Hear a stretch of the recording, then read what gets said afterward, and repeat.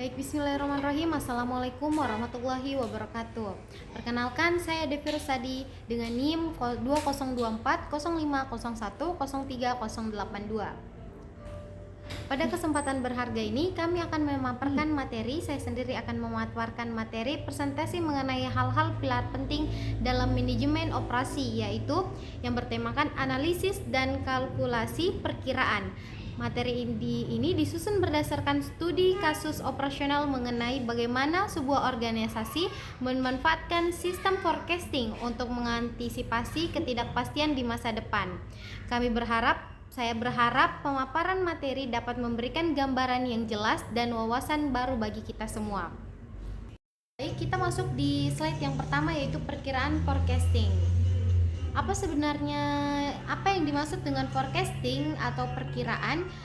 Berdasarkan literatur manajemen, forecasting adalah proses sistematis untuk memprediksi atau memperkirakan kondisi, tren atau kejadian yang akan terjadi di masa depan.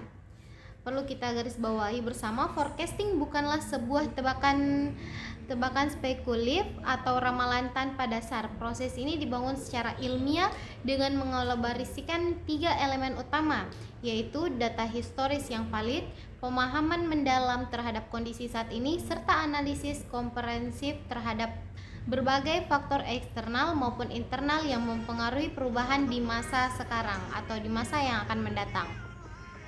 Slide selanjutnya yaitu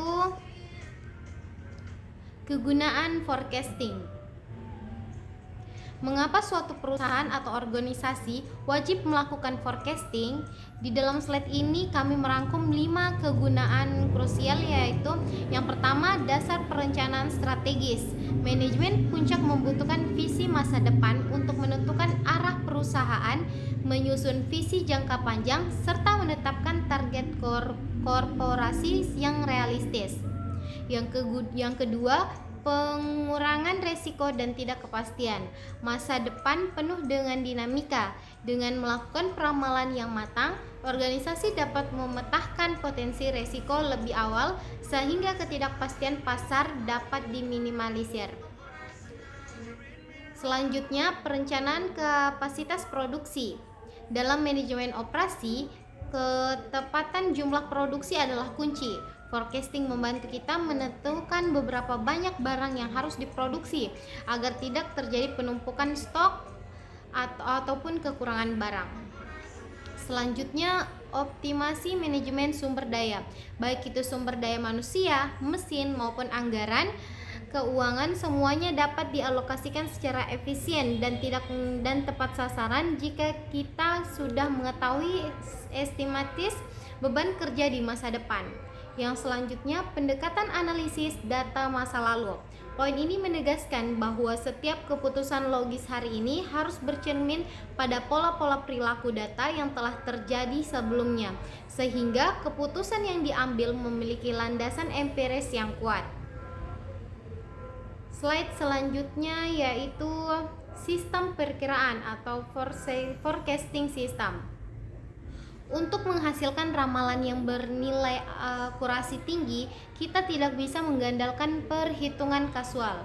Kita memerlukan sebuah sistem perkiraan atau forecasting system. Sistem ini diartikan sebagai sebuah tatanan atau prosedur yang mengintegrasikan pengumpulan data historis dengan berbagai metode analisis terstruktur untuk memprediksi arah tren organisasi. Di dalam pembahasan ini, sistem ini kelompok akan membagi ke dalam 4 pilar utama yang saling berkaitan, yaitu metode peramalan berdasarkan pendekatan yang digunakan, tahapan operasional dalam sistem peramalan, pembagian jenis perkiraan berdasarkan fungsinya, sehingga analisis mengenai sejauh mana penting sistem ini dalam menjaga stabilitas jalannya perusahaan. Masuk di slide selanjutnya yaitu pendekatan forecasting. Mari kita bedah lebih dalam mengenai pendekatan yang ada dalam forecasting. Secara metodologis, terdapat 2 bentuk dasar peramalan yang umum digunakan dalam dunia bisnis. Yang pertama, pendekatan kuantitatif. Pendekatan ini murni mengandalkan objektivitas, data angka dan model matematika serta perhitungan statistik. Pendekatan ini sangat efektif digunakan apabila perusahaan memiliki rekan jejak data masa lalu yang lengkap, jelas, dan polanya cenderung stabil.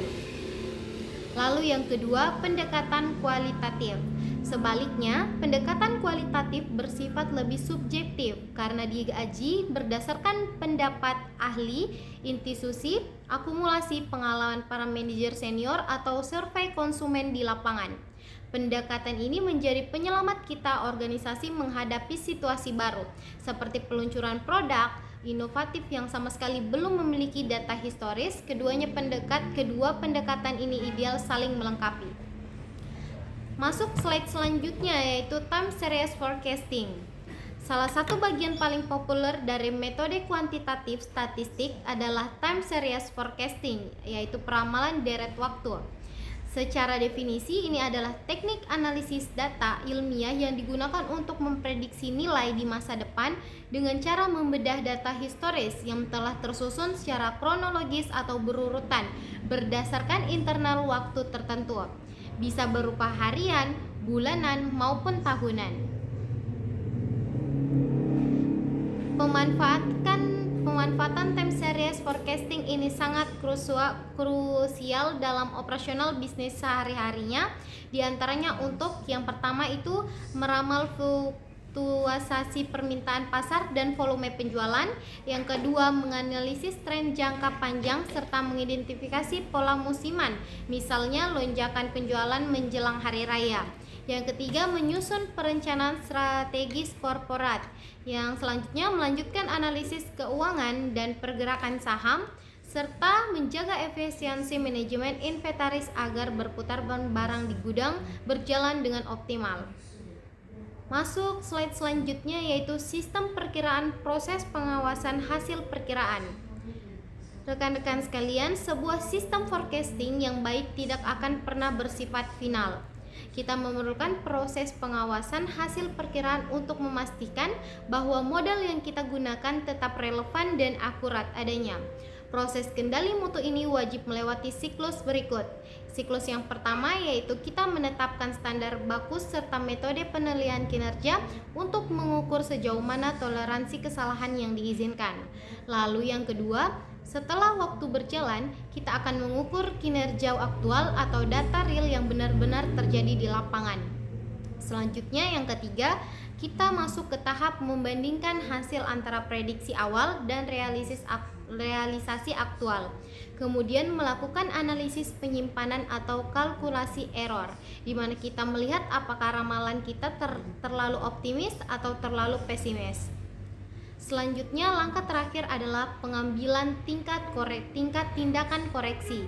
Jika penyimpanan terlalu besar, kita wajib mengevaluasi ulang model matematis atau asumsi yang digunakan agar peramalan berikutnya jauh lebih presisi.